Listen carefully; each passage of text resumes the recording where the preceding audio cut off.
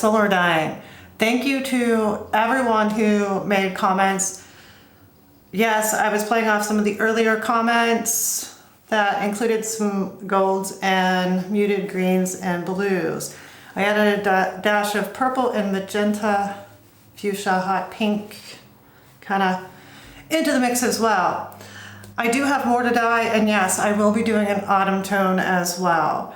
So stay tuned for that. But there is differences between both pots, as you can tell. That's why indie artists and dyers always tell their consumers, if working with a large project, to alternate your skeins, and this is why. So please like, subscribe as always, hit the bell to be notified for when I post a new video. I'll see you in the next one. Peace.